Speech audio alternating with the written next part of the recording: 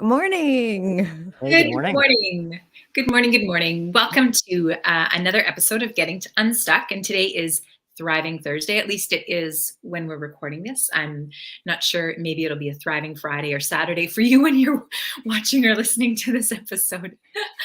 We're yet again here having another coffee chat. And today we're going to be talking about when you've been sidelined. So what happens when you are being sidelined at work? When you're the one that is left out, when you're disregarded, when you're passed over, and even given weak excuses, like when you're able to understand why. So we're going to be talking about that. If you are new here at our show, don't forget to like and subscribe to our YouTube channel on our Instagram and over on LinkedIn. And as well, if you're wondering more about our work, you can find us over at wholehumancoaching.com. Okay, so let's talk now about you. Let's talk about what happens when you've been sidelined. Well, it's funny because as we talked about this yesterday, we realized that I think it's universal that Yeah. every single one of us can call upon that moment in the playground where we weren't picked on a team, or we didn't get to go with the cool kids, or we were told we couldn't be there. And we all have that echo that resonates in each of us. So when Yeah. it happens in the workplace, it feels really hurtful, right? It brings back all of those emotions of Yeah. sort of loneliness and There is an echo. exclusion and Yeah. pain. And certainly I remember turning all of those on myself, right? It's like, oh, I'm wrong, so what's wrong with me, right? So yeah, painful. Yeah. And I think it can bring up a sense of, I've often heard people say that like whatever you focus on expands. And so when you feel you're being sidelined, we're going to look for it over and over again, and we can become very problem focused on it, right? And not to say that all the onus is on us to change the entire systems that we're in, but when we feel those things, and when it echoes like what you were referring to, then there's some very distinct ways for us to identify that, I think, in ourselves, to first of all be able to give ourselves space to acknowledge that yes, this is happening. So I'm curious if we could talk about that for a minute, about what are some of those symptoms of being actually sidelined. I think one of the pieces that stands out for me is that sense of loneliness. So there is, you walk into a room and there's nobody to catch eyes with. There's nobody to sit with. You're walking through the coffee room and there's nobody turns to ask you about what's going on. So there is this sense of isolation that occurs when you realize you're really not in with the in folks. And the reality is it happens in the workplace. There are cliques. People do gather together in their groups, and there is, whether we're happy about it or not, hierarchy that occurs. So there's a feeling about it, but there's a reality to it as well. It's such a contradiction of humankind and human community, that we all thrive and we need, and what that seems to have been forgotten, right? That human connection, that everybody, it's essential to life, right? And when we were talking about gangs on Tuesday, that's what creates gangs, is that we all have this drive to belong. We want to belong somewhere. Yeah.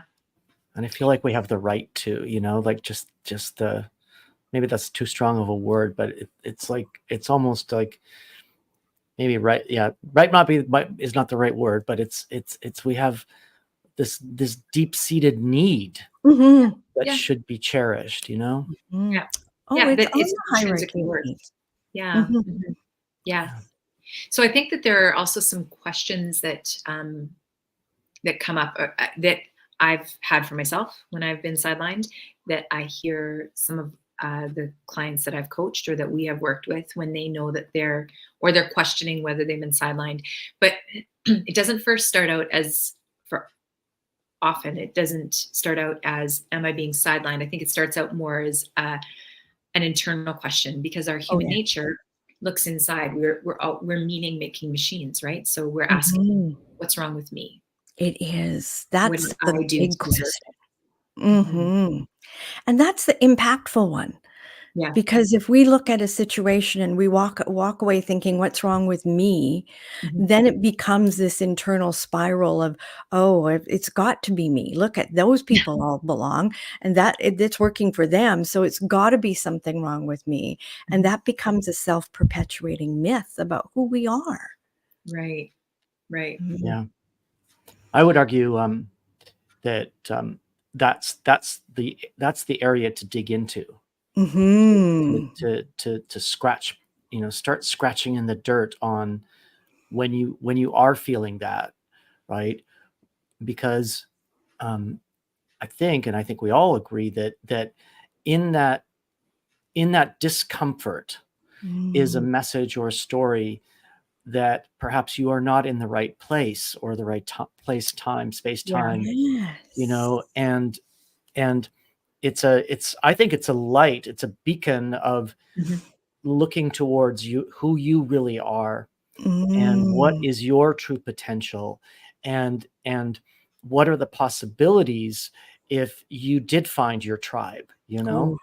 um, and did have the support, and people weren't turning their backs on you. So as you recognize it, think about that pivot that you might be able to make towards shining the light on your uniqueness and your Oh. power and what's there, and what are the possibilities. Colin, I really wanna highlight that because Mm, I think what you're pointing to is that sensation that we feel. It's like, "Oh, it must be what's wrong with me," or "I don't Mhm. belong there," can be just an amazing opening to finding possibility for who you really are. yep, yep. Yeah, Yeah. wow. And to trust your gut too, because Mhm. so often I think in a workplace we can go on for a long time just with like something small in our gut, and you're like, something's quite not right, and I don't quite know, and Mm. uh, we've spoken about this in the past. We tend to normalize these sort of elevated levels of stress or elevated levels of acceptance of Mhm. something as okay. Yeah. Yeah. And Ooh. if you listen deeply without that judgment that we were just speaking about, you can find a different path, a way Mhm. out. Yeah. Uh, Yeah. I that think that it's really that important that you said that, Colin, that we can normalize things, because when our nervous systems, and I mean, I'm not a neuroscientist, so I'm going to put that out there right now, but Sure. I know that our nervous systems, when we are on um, when we become on high alert for whatever reason, if we don't feel safe in a space, whether that is whatever the reason, so it could Mhm.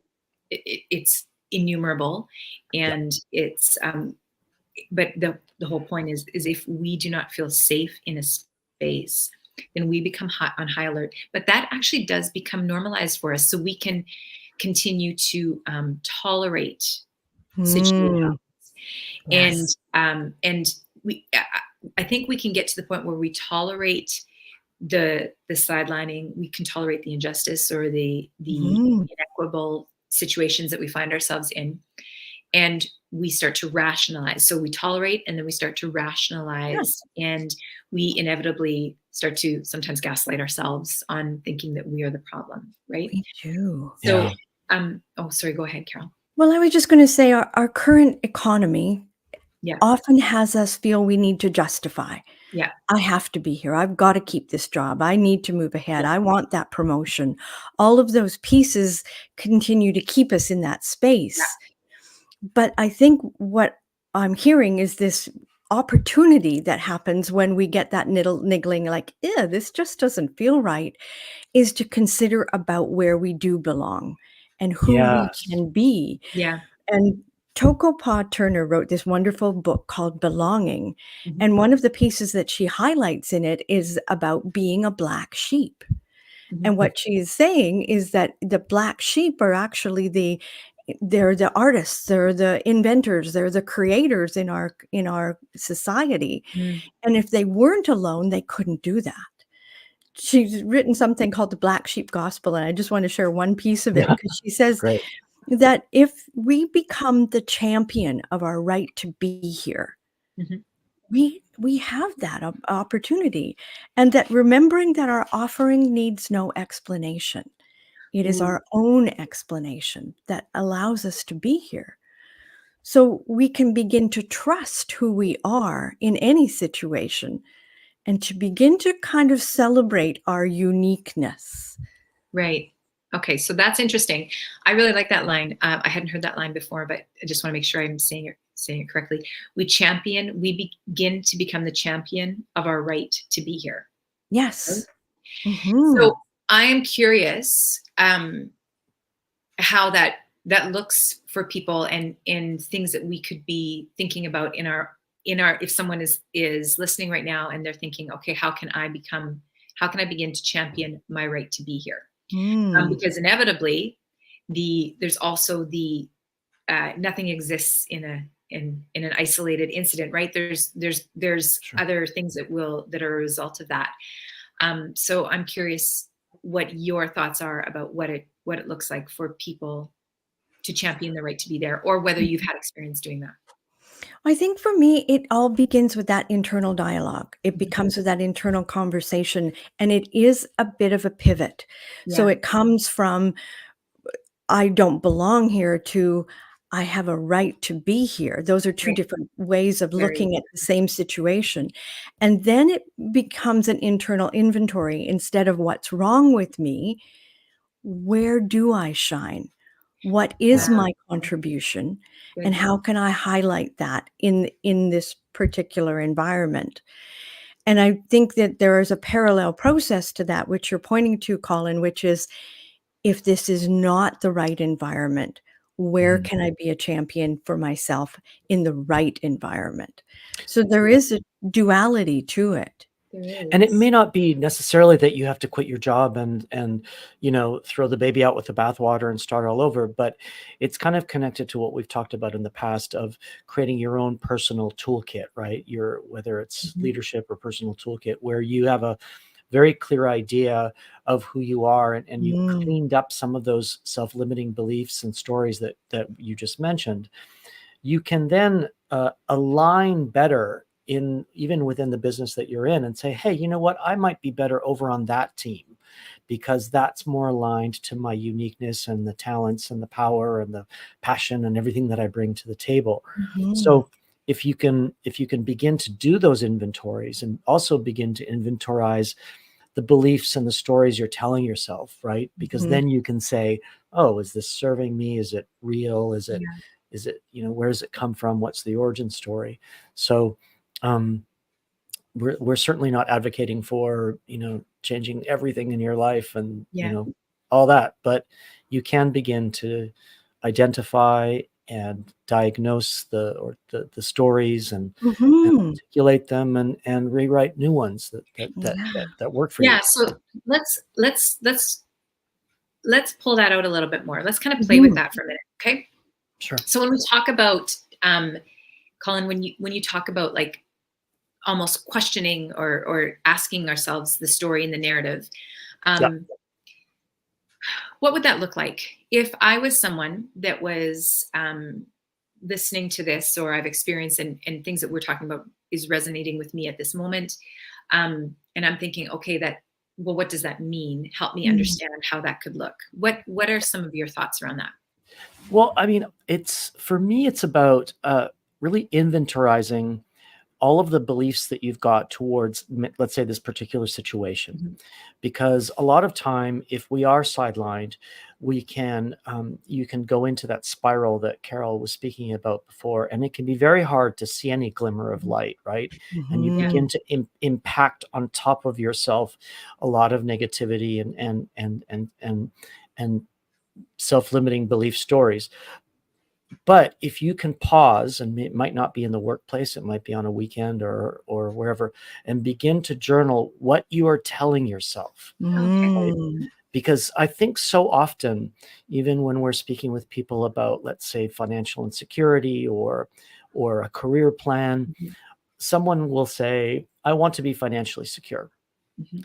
but they don't identify precisely what that means. So Right. this Right. work to do, the work to do, Yeah. if you are feeling sidelined, is to stop and take some time for yourself and identify precisely what is going on. I think and it's interesting, you might even start to laugh at yourself at some point Mhm. because you're Yeah. like, oh, I'm believing this. I'm telling Mhm. myself this Yes. story. And Yeah. there's, they can be emotionally charged, they can Yeah. be emotionally triggering, they can be Mhm. trauma related. I mean, Mhm. but the identification and the acknowledgement that they're there and they exist, once you've got those in front of you, you can begin to break them down and see what's serving you and what's not serving you. Mhm. What's Oh. not serving you, we put it aside. What's serving you in terms of your beliefs and your stories and your Mhm. narratives, you can Mhm. then begin to say, hey, you know what? I am a bit of an artist. Now, I may be an accountant Yeah. or a mathematician or something like Yeah. that, but you can still add creativity to any industry, of course, Mm. and begin to catalog the Yeah. the how those stories that are serving you, like what is great about you, what Right. is unique about you, because your uniqueness may not fit into this particular team today in this moment, and that's why Yeah. perhaps you're being sidelined. But that's not a death sentence, it's not a life sentence. Right. It's a moment in time of you being sidelined, and it's not your fault. Yeah. So Yeah. Yes. right, Yeah. so Oh, very cool. And Colin, I think the important piece to point out is that in any moment we can listen. We can listen to the voice that we're hearing in our heads.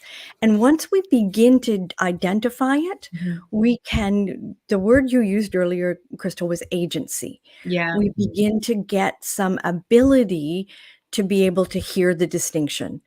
Oh, that's me telling myself that I am not good Yeah. enough here. Yeah. yeah, Oh, that's when I call myself an idiot. Mhm. Listen to our inner dialogue. yeah. It's funny with my grandson he's now a teenager, but when he was little, he would used to say, "Oh, I'm so stupid," or "That was really dumb." And I remember saying to him, "What would be kinder to say to yourself?" Mhm. Because we all do those Mhm. things like, "Oh, crap, Yeah, I did sure. that again." So we Yeah. began calling each other a silly goose. Mhm. Like, "Oh, you silly goose, look, you missed that." And there's something funny and kind about being called a silly goose. It's not Yeah. insulting or mean. And so Yeah. it became a bit of a dialogue for my grandson when he did something that felt like it didn't fit. As it turned out, he actually has ADHD. Mhm. And once that all was diagnosed, there was more understanding. Yeah. But initially, his dialogue to himself was very harsh. Yeah.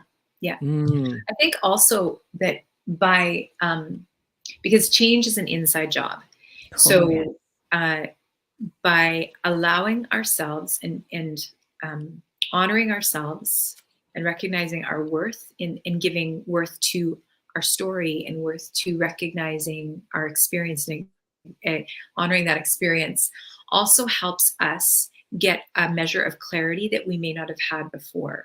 So when we feel Mhm. completely when we feel like we are powerless in a situation, the the the the point of power gaining back or reclaiming that power or that agency starts with recognizing what you said, Colin, recognizing the stories.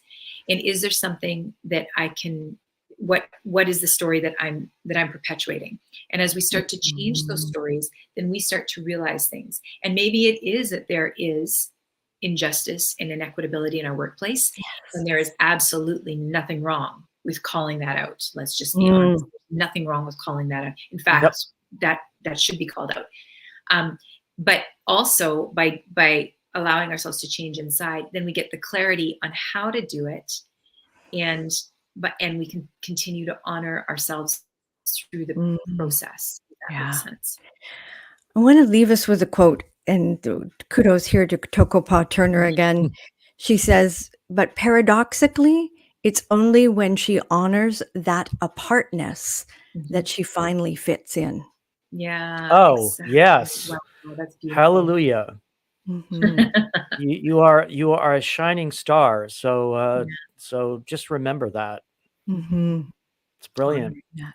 Well, I think we have to wrap up, don't we? We're Mhm. at the 20-minute coffee break limit. So please like and subscribe and share here on YouTube, and follow us on LinkedIn and Instagram. And we also have a website. I think it's ticking along the bottom, wholehumancoaching.com. Join us. We are on a mission to help bring humanity back to the workplace. So come along.